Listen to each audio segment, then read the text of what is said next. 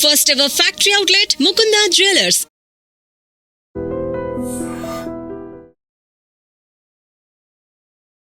నమస్కారం చక్రవర్తి గారు. నమస్తే విరాట్ గారు. ప్రీవియస్ ఎపిసోడ్లో ఆర్బీఐ యొక్క పవర్స్ అయి ఉండొచ్చు, ఆర్బీఐ అందుబాటులో ఉండే బాధ్యతలు ఏంటి, ఆర్బీఐకి ఎలాంటి రెస్పాన్సిబిలిటీస్ ఉంటాయి, ఆర్బీఐ చేతిలో ఉన్న టూల్స్ ఏంటి, అసలు ఏ విషయాల్లో ఆర్బీఐ తన రోల్స్ అండ్ రెస్పాన్సిబిలిటీస్ ఉంటాయి అని చెప్పడం జరిగింది. వాటిలో ముఖ్యంగా మీరు రెపో రేటు, ట్రేడ్ డెఫిసిట్ గురించి అన్ని కొన్ని విషయాలు చెప్పడం జరిగింది కదా, వాటిని ఇంకొంచెం క్లుప్తంగా ఎక్స్ప్లెయిన్ చేస్తారా? విరాట్ గారు, మనం ఇందాక చెప్పుకున్నాం చూసారా, ఆర్బీఐ ద మెయిన్ ఆబ్జెక్ట్స్ ఏంటంటే maintain the growth rates, controlling the inflation and improving the liquidity, తర్వాత రూపీ ఎక్స్చేంజ్ వాల్యూని కాపాడుకోవటం, కరెన్సీ ప్రింటింగు, కమర్షియల్ బ్యాంక్స్ని ప్రాపర్గా ఎక్కడ మిస్ఆపరేట్ లేకుండా మెయింటైన్ చేయటం అని చెప్పాను. ఈ బ్యాంకింగ్ సిస్టమ్ మొత్తం ప్రాపర్గా మెయింటైన్ చేయటం కోసం ఆర్బీఐ చేతుల్లో కొన్ని ఆయుధాలు ఉన్నాయి, అంటే విస్తృతమైన అధికారాలు ఉన్నాయి ఆర్బీఐకి. ఆర్బీఐ మానిటరీ పాలసీలో ఎప్పుడు కూడా వీటన్నిటిని బేస్ చేసుకొని మానిటరీ పాలసీ ఉంటుంది. అవి ఏంటంటే, ఒకటి రెపో రేట్. ఒకటి మనం రెపో రేటు గురించి చాలా విస్తృతంగా డిస్కస్ చేస్తాం. వినండి. రెపో రేట్ అంటే ఏంటంటే విరాట్ గారు, రీపర్చేజ్ అగ్రిమెంట్ రేట్ అంటారు. అంటే కమర్షియల్ బ్యాంకులకి షార్ట్ టర్మ్లో మీకు లిక్విడిటీ ప్రాబ్లం వస్తే ఆర్బీఐ దగ్గరికి వెళ్ళి అప్పులు తెచ్చుకుంటాయి. ఆ తెచ్చుకునే అప్పుల మీద వేసే వడ్డీయే రెపో రేట్ అంటారు. ఓకే. అయితే ఆర్బీఐ అనేటువంటిది ఈ షార్ట్ టర్మ్ బారోయింగ్స్ ఇచ్చేటప్పుడు, అంటే కమర్షియల్ బ్యాంక్స్కి అప్పు ఇచ్చేటప్పుడు ఎప్పుడు కూడా వితౌట్ సెక్యూరిటీస్ ఇవ్వదు. Proper strong securities, government securities పెట్టుకొని, గోల్డ్, ల్యాండ్ లాంటివి. ల్యాండ్ అని కాదు, గోల్డ్, గవర్నమెంట్ సెక్యూరిటీస్ తీసుకుంటుంది ఎక్కువ. తీసుకొని బాగా గవర్నమెంట్ సెక్యూరిటీస్ అంటే ఎదురే ఉంది వాటికి. ట్రెజరీ బిల్స్, అర్థమైన గవర్నమెంట్ సెక్యూరిటీస్ అంటే చాలా అద్భుతమే. అలాంటివి తీసుకొని వాటి మీద మీకు, అంటే క్వాలిటీ సెక్యూరిటీ కింద తీసుకొని వాటి మీద మీకు కమర్షియల్ బ్యాంకు అప్పు ఇస్తుంది. ఆ అప్పుల మీద ఛార్జ్ చేసేటువంటి వడ్డీ రెపో రేట్ అంటారు. ఓకే. అది ఇప్పుడు 6% ఉంది. ఇది ఎప్పుడు కూడా అండి, రెపో రేట్ అనేటువంటిది ఆర్బీఐ సాధ్యమైనంత వరకు పెంచుకోకుండా ఉండటానికి ట్రై చేస్తుంది. రెపో రేట్ పెరిగిందనుకోండి, ఏమవుతుంది, కమర్షియల్ బ్యాంక్కి డబ్బు అనేది ఎక్కువ వడ్డీ తెచ్చుకున్నట్టేగా. రెపో రేట్ పెరిగిందంటే ఏంటి, ఫర్ ఎగ్జాంపుల్ కమర్షియల్ బ్యాంకు వాళ్ళ అవసరాల కోసం, షార్ట్ టర్మ్ అవసరాల కోసం ఆర్బీఐ దగ్గర ఎక్కువ వడ్డీ తెచ్చుకుంటే వాళ్ళు బిజినెస్ హౌసెస్కి, ఇండస్ట్రియలిస్టులకి, లేకపోతే ఇండివిజువల్స్కి ఎలా ఇస్తారు, తక్కువ వడ్డీకి ఇవ్వలేరు కదా. అలా ఇచ్చినప్పుడు ఏమవుతుంది, ఆటోమేటిక్గా ఎకానమిక్ గ్రోత్ రేట్ మీద రిఫ్లెక్ట్ అవుతుంది. Try to understand that. ఇంకోటి ఏంటంటే అండి, ఎక్కువ వడ్డీ ఉన్నప్పుడు ఏమవుతుందంటే వీళ్ళు ఎక్కువ బారోయింగ్కి వెళ్ళరు. Try to understand. ఆ ఎక్కువ బారోయింగ్కి వెళ్ళినప్పుడు ఏమవుతుంది, ప్రాపర్ లిక్విడిటీ మార్కెట్లో రాదు. అది ఇన్ఫ్లేషన్ కంట్రోల్ చేయడానికి కూడా పనికి వస్తుంది. అందువల్ల ఎప్పుడు కూడా రెపో రేట్ అనేటువంటిది ఎప్పుడు పెంచుతారంటే ఇన్ఫ్లేషన్ కంట్రోల్ చేయడం కోసం ఒకటి. రెండోది, రెపో రేట్ పెంచిన వల్ల మళ్ళీ గ్రోత్ రేట్స్ పడిపోతాయి. వీటిని బ్యాలెన్స్ చేసుకోవటంలో ఉంది గమ్మత్తు. ఇప్పుడున్న పరిస్థితుల్లో అయితే, రేపు గవర్నమెంట్ పాలసీ ఉంది కదా 4-5 తారీఖులో, ఆర్బీఐ మానిటరీ పాలసీలో నాకు తెలిసి రెపో రేట్ కొంచెం తగ్గించడానికి అవకాశం ఉంది. 25 బేసిస్ తగ్గించడానికి అవకాశం ఉంది. హ్యాండిల్ ఇన్ఫ్లేషన్ అవ్వచ్చు బికాస్ ఆఫ్ ఇన్ఫ్లేషన్ కంట్రోల్ ఉంది. గత 2 నెలలు వెంటనే 4%లోనే వాళ్ళు అనుకున్న రేంజ్లో ఇన్ఫ్లేషన్ 4%. అందువల్ల ఇన్ఫ్లేషన్ కంట్రోల్లో ఉంది కాబట్టి రెపో రేటుని అనడానికి 25 బేసిస్ పాయింట్స్ తగ్గించడానికి అవకాశం ఉంది. అది నా పర్సనల్ ఒపీనియన్, నెంబర్ 1. ఇంకోటి ఏంటంటే విరాట్ గారు, ఇంకో రేటు రివర్సల్ రెపో రేట్ అంటారు. ఈ రివర్సల్ రెపో రేట్ ఏంటంటే, ఆర్బీఐ కమర్షియల్ బ్యాంకుల దగ్గర ఉన్నటువంటి అమౌంట్స్ తను తీసుకొని కొంత వడ్డీ కమర్షియల్ బ్యాంకులకు ఇస్తుంది. ఇది ఎప్పుడు చేస్తుందంటే, అన్కంట్రోలబుల్ ఇన్ఫ్లేషన్ ఉన్నప్పుడు మార్కెట్లో ఇది అన్కంట్రోలబుల్ ఇన్ఫ్లేషన్ అంటే లాభం లేదు, లిక్విడిటీ ఎక్కువైపోతుంది మనం అనేటువంటి సిచ్యుయేషన్ వచ్చినప్పుడు ఆర్బీఐ రంగప్రవేశం చేసి బ్యాంక్స్ దగ్గర ఉన్నటువంటి అమౌంట్స్ని తీసేసుకొని సెక్యూరిటీలు కానీ ఏ రూపంలో నాకు తీసేసుకొని వాళ్ళకు కొంత వడ్డీ ఇస్తుంది. అది ఇప్పుడు 3.35 ఉంది reverse repo rate. My personal opinion reversal repo rate అనేటువంటిది పెద్ద టచ్ అయిపోవచ్చు అనుకుంటున్నాను. ఎందుకంటారు? ఎందుకంటే ఇప్పుడు ఇన్ఫ్లేషన్ కంట్రోల్లో ఉంది, రైట్ టు అండర్స్టాండ్. ఇప్పుడు అసలే బ్యాంకులు లిక్విడిటీ ప్రాబ్లం కూడా కొంత ఉన్నాయి. ఇప్పుడు వాళ్ళ దగ్గర నుంచి ఉన్న దాంట్లో నుంచి ఆర్బీఐ తీసుకునేటువంటి సిచ్యుయేషన్ ఉండదు అనుకుంటున్నాను, రైట్ టు అండర్స్టాండ్. వాళ్ళ దగ్గర నుంచి ఉన్నది తీసుకోదు. ఇప్పుడంటే ఇన్ఫ్లేషన్ గందరగోళంగా ఉన్నప్పుడు పెరుగుతున్నప్పుడు మీకు ఆటోమేటిక్గా వీళ్ళు ఆర్బీఐ ఏం చేస్తుందంటే రివర్సల్ రెపో రేట్ పెంచుతుంది, పెంచి వాళ్ళ దగ్గర అమౌంట్స్ తీసుకుంటుంది. అప్పుడు బ్యాంకులు ఏమవుతాయి, అట్రాక్ట్ అయ్యి ఆర్బీఐకి ఇస్తాయి వాళ్ళ దగ్గర ఉన్న ఫండ్స్ అన్ని. అప్పుడు ఆటోమేటిక్ లిక్విడిటీ తగ్గుతుంది మార్కెట్లో, దాంతో ఇన్ఫ్లేషన్ కంట్రోల్ అవుతుంది. That is the logic year. అందువల్ల ఇప్పుడున్న సిచ్యువేషన్లో రివర్సల్ రెపో రేట్ అనేటువంటి అవసరం లేదు, పెంచాలని నేను అనుకుంటున్నాను, దాన్ని టచ్ చేయాలనుకుంటున్నాను నా ఒపీనియన్లో.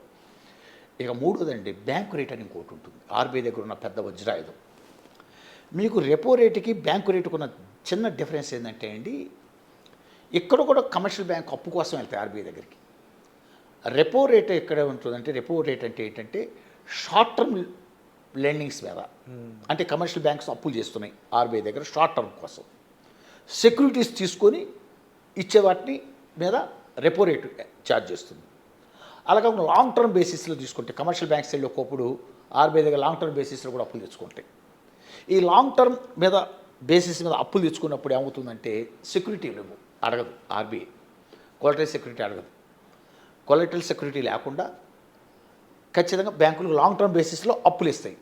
ఇక్కడ విచిత్రమైన సెక్యూరిటీ తీసుకోవట్లే, నెంబర్ 1 సెక్యూరిటీ రిస్క్, అందుకని వడ్డీ రేట్ కొంచెం ఎక్కువ ఉంటుంది.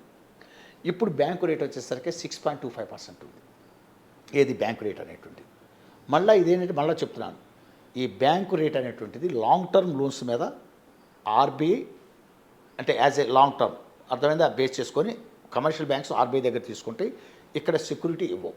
ఓకే, ఇదేంటంటే మీకు ఇంకా సింప్లిఫై చెప్పాలంటే ఈ డబ్బు ఎవరికి ఇస్తుందంటే ఇస్తాయి అంటే commercial banks long term loan మీద ఇస్తాయి ప్రజలకి, బిజినెస్ హౌసెస్కి. అంటే ఫర్ ఎగ్జాంపుల్ మీరు ఒక ఇల్లు కట్టుకుందాం అనుకున్నారు, మీరు లాంగ్ టర్మ్ పేరేగా, ట్రై టు అండర్స్టాండ్.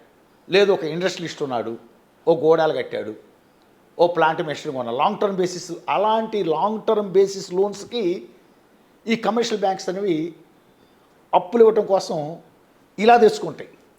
వీటి మీద కొంచెం వడ్డీ ఎక్కువ ఉంటుంది, బట్ సెక్యూరిటీ తీసుకోదు ఆర్బీఐ అనేటువంటిది కమర్షియల్ బ్యాంక్ దగ్గర. ఇది ఒక టైప్ ఆఫ్ వడ్డీ రేటు. ఇది కూడా పెద్దగా ఏం టచ్ చేయకపోవచ్చు మై పర్సనల్ ఒపీనియన్. తర్వాత ఇంకోటి ఏంటంటే విరాట్ గారు ఎంఎస్ఎఫ్ రేట్ అంటారు, మార్జినల్ స్టాండింగ్ ఫెసిలిటీ రేట్ అంటారు. ఇది కూడా ఆర్బీఐ దగ్గర నుంచి కమర్షియల్ బ్యాంక్ అప్పు తెచ్చుకుంటాయి. ఎప్పుడంటే sudden of all additional funds అవసరం అవుతాయి. ఎవరిని అడిగితే బ్యాంకులకు అప్పు ఇచ్చేది ఎవరు, ఆర్బీఐ అంటే పెద్దది. Try to understand. ఈ షడన్ ఆఫ్ ఆల్ పెద్ద అమౌంట్లు అవసరప్పుడు, ఎడిషనల్ అమౌంట్స్ అవసరప్పుడు దిక్కుతోచని పరిస్థితుల్లో బ్యాంకులు పోయి మళ్ళీ ఆర్బీఐని అడుగుతాయి. అప్పుడు ఇచ్చే లోన్నే ఆర్బీఐ కమర్షియల్ బ్యాంక్ ఇచ్చే లోన్ల మీద ఛార్జ్ చేసే వడ్డీనే మీకు మార్జినల్ స్టాండింగ్ ఫెసిలిటీ రేట్ అంటారు. ఇది అట్ ప్రెసెంట్ ఇండియాలో 6.25% ఉంది. ఇది additional amounts, sudden of all అవసరమైనటువంటి అమౌంట్ మీద ఆర్బీఐ ఛార్జ్ చేస్తుంది. ఇది కూడా మేబీ నాకు సంబంధించి టచ్ అయిపోవచ్చు ఆర్బీఐ. ఓకే, టచ్ అయిపోవచ్చు. ఎందుకంటే ఇప్పుడు బ్యాంకులు వాస్తవంగా చెప్తున్నానుగా బాగా కరెన్సీ డెఫిషియన్సీ అంటే లిక్విడిటీ ప్రాబ్లం ఉంది. ఇప్పుడు బ్యాంకులకి ఎడిషనల్ ఫండ్స్ కూడా అవసరమే. అందువల్ల ఇప్పుడు ఆర్బీఐ మెయిన్ మోటో ఎట్లా ఉంటుందంటే లిక్విడిటీ పంపింగ్ ఎలా చేయాలి, ప్లస్ ఇన్ఫ్లేషన్ పెరగకుండా చూసుకోవాలి, ప్లస్ గ్రోత్ రేట్స్ ప్రాపర్గా మెయింటైన్ చేయాలి, ప్లస్ రూపాయి విలువ పడకుండా చూసుకోవాలి, exchange difference of the rupee అనేటువంటిది ప్రాపర్గా మెయింటైన్ చేయగలగాలి. వీటన్నిటిని బేస్ చేసుకొని ఆర్బీఐ పాలసీస్ ఉంటాయి రేపు. అందువల్ల నాకు తెలిసి మార్జినల్ స్టాండింగ్ ఫెసిలిటీ రేటు కూడా అంతగా ఏం పెంచరు. ఇక 4ది అయిపోయిన తర్వాత 5ది అత్యంత ముఖ్యమైనది సిఆర్ఆర్, క్యాష్ రిజర్వ్ రేషియో అంటారు. ఇది ఏంటండి కమర్షియల్ బ్యాంకు ప్రజల నుంచి డిపాజిట్లు తీసుకుంటాయి కదా, ఈ డిపాజిట్లు మొత్తం కూడా విరాట్ అప్పులుగా ఏవో మళ్ళీ ఇండస్ట్రియలిస్ట్ కానీ ఇండివిజువల్స్ కానీ బిజినెస్ హౌసెస్ కానీ అందరు తీసుకెళ్ళి ఇచ్చేసేవి. దీంట్లో కొంత అమౌంట్ ఆర్బీఐ దగ్గర పెట్టాలి. ప్రతి 100 రూపాయల్లో ఫిక్స్డ్ డిపాజిట్లో 4 రూపాయలు ఆర్బీఐ దగ్గర పెట్టాలి. దాన్ని క్యాష్ రిజర్వ్ రేషియో అంటారు. ఓకే, 4% పెట్టాలి. ఈ 4% అనేటువంటిది కూడా షూరిటీ కింద పెట్టాలండి. షూరిటీ కింద కాదు. ఇదంతా ఏంటంటే బ్యాంకులు అనేటువంటివి సేఫ్ని దృష్టిలో పెట్టుకొని ఇప్పుడు ఉన్నదంతా తీసుకెళ్ళి ఇండస్ట్రీకి ఇచ్చాడు, అదంతా తేడా పడితే ఏమవుతుంది? బ్యాకప్ ఉండడం ప్లస్ ప్రజల డబ్బులు అదంతా. అవును, జవాబుదారీ ఆర్బీఐకి చాలా విస్తృతమైనటువంటి జవాబుదారితనం ఉంటుంది. బ్యాంక్స్ మొత్తాన్ని ప్రాపర్గా కంట్రోల్లో అకౌంటబిలిటీ అకౌంటబిలిటీ ఉంది, రెస్పాన్సిబిలిటీస్ ఉన్నాయి. అందుకని ఏం చేస్తారంటే ప్రతి 100 రూపాయల డిపాజిట్లో 4 రూపాయలు వారి దగ్గర పెట్టుకుంటారు. అంతా అప్పులు ఇవ్వనివ్వరు. దీన్నే క్యాష్ రిజర్వ్ రేషియో అంటారు. దీని మటుకు నాకు తెలిసినంత వరకు పెంచటం అనేది ఉండదు. ఎందుకు ఉండదంటే చెప్తున్నాను కదా, లిక్విడిటీ ప్రాబ్లం ఉన్నాయి బ్యాంకులు, అది ఇంకా తగ్గించినా పర్వాలేదు, తగ్గించవచ్చేమో కానీ పెంచడం మటుకు ఉండదు. CRR ratio, that's my personal perception. Okay, clear పక్కన పెట్టండి. తర్వాత ఇంకోటి స్టాట్యూటరీ లిక్విడిటీ రేషియో అని అంటారు.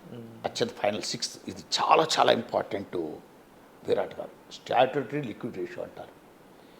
ఇదేంటంటే ఆర్బీఐ ఏం చేస్తుందంటే ఓ 100 రూపాయలు డిపాజిట్ వచ్చిందనుకోండి, నువ్వు క్యాష్ రూపంలో కొంత పెట్టుకోవాలి నీ బ్యాంకులో, గవర్నమెంట్ సెక్యూరిటీలో కొంత పెట్టి అది పెట్టుకోవాలి, ప్లస్ బాండ్స్, కార్పొరేషన్ బాండ్స్ లాంటి వాటిలో పెట్టి కొంత పెట్టుకోవాలి. ఇలాంటివి మొత్తం ఒక 18% మీ దగ్గర ఉండాలి.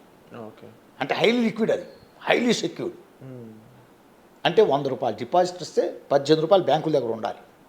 అది క్యాష్ రూపంలో ఉన్నా కానీ, మిగిలింది అప్పు ఇచ్చుకోవచ్చు, సెక్యూరిటీ రూపంలో కానీ, గవర్నమెంట్ సెక్యూరిటీస్ రూపంలో కానీ, కార్పొరేషన్ బాండ్స్ రూపంలో కానీ, ఇంకో రూపంలో వాళ్ళ దగ్గరే ఉంచుకోవాలి. మిగతాదే ఇండస్ట్రియలిస్ట్ కావాలి. అంటే ఒక మాటలు చెప్పాలంటే 18% standard liquid ratio plus CRR 4, 22% 100 రూపాయల డిపాజిట్లో అటు ఆర్బీఐ దగ్గర కానీ, ఇటు బ్యాంకుల దగ్గర కానీ, గవర్నమెంట్ సెక్యూరిటీ ఏదో రూపంలో ఉండాలి. మిగతా 78% మాత్రమే బిజినెస్ హౌసెస్కి లోన్ రూపంలో వెళ్తాయి. అంటే వీటన్నిటిని ఎందుకు ఆర్బీఐ పర్యవేక్షణలో, అంటే వీటి మీద డిసిషన్ తీసుకునేప్పుడు ఎలా ఉంటుందంటే అండి, ఇందా చెప్పినట్టే వీటన్నిటి ఇందాని చెప్తేనే అటు ఇన్ఫ్లేషన్ కంట్రోల్ చేసుకోవాలి. ఎందుకంటే సామాన్య ప్రజలు వస్తు ధరలు పెరిగితే బిలో పావర్టీ లైన్, మధ్యతరగతి ప్రజలు, ఇప్పుడు ఇందాక బిలో పావర్టీ లైన్ అని చెప్పాను కానీ మధ్యతరగతి అంతకన్నా నరకం చూస్తున్నారు వస్తు ధరలు పెరిగితే. అందువల్ల ఇన్ఫ్లేషన్ కంట్రోల్లో పెట్టుకోవటం ఒకటి, గ్రోత్ రేటు మెయింటైన్ చేయాలి. గ్రోత్ రేటు పడిపోయింది అనుకోండి, ఇంత దేశంలో విస్తృతమైన యువత ఈ దేశంలో, వాళ్ళకు ఉపాధి అవకాశాలు కోల్పోతే ఏమవుతుంది? అశాంతి రేగుతుంది. అదో దృష్టిలో పెట్టుకోవాలి. సో ట్రేడ్ డెఫిసిటీ ఉంది, రూపాయి విలువ పడకుండా చూసుకోవాలి. అడ్డగోలుగా కరెన్సీ, ప్రింటింగ్ కరెన్సీ ఉండకూడదు, కరెన్సీని కంట్రోల్లో పెట్టుకోవాలి. తర్వాత లిక్విడిటీ పంపింగ్ అనేటువంటి ప్రాపర్ లిక్విడిటీ లేకపోతే అసలు వ్యవస్థ మొత్తం స్ట్రక్ అయిపోతుంది. తర్వాత ఈ బ్యాంకులన్నిటి కూడా మాల్ ప్రాక్టీసెస్, మిస్ఆపరేషన్ జరగడానికి అవకాశం లేదు. వాచ్ డాగ్ లాగా చూసుకుంటూ ఇదిగో ఈ ఆయుధాలన్నీ చేతులు పెట్టుకొని ఈ రెపో రేట్ కానీ, రివర్సల్ రేపోర్ట్ కానీ, బ్యాంకు రేట్లు కానీ, సిఆర్ఆర్ కానీ, ఎస్ఎల్ఆర్ కానీ, స్టాండింగ్ మార్జినల్ స్టాండింగ్ ఫెసిలిటీ కానీ, వీటన్నిటినీ ఆయుధాలుగా చేతులు పెట్టుకొని ఆర్బీఐ అనేటువంటిది వ్యవహరిస్తూ ఉంటుంది. వీటిని ప్రాపర్గా మెయింటైన్ చేస్తూ ఉంటుంది. సో ఓవరాల్గా ఇన్ని kind of responsibilities and RBI చాలా విస్తృతమైందండి.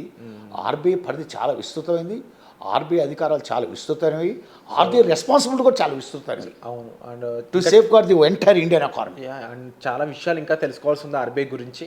అండ్ ఈవెన్ ఇంకా క్లియర్ డీటెయిల్స్ అనేవి కూడా మీకు వచ్చే ఎపిసోడ్స్ రాబోతున్నాయి. ఆర్బీఐకి సంబంధించి, బ్యాంకింగ్ సిస్టమ్ సంబంధించి, ముఖ్యంగా ట్రేడ్ డెఫిసిట్స్ అయి ఉండొచ్చు, రెపో రేట్స్ గురించి కూడా మీకు ఇంకా క్లుప్తంగా ఎపిసోడ్స్ అయితే రాబోతున్నాయి. దానికోసం ఈ ఛానల్ సబ్స్క్రైబ్ చేసుకోండి.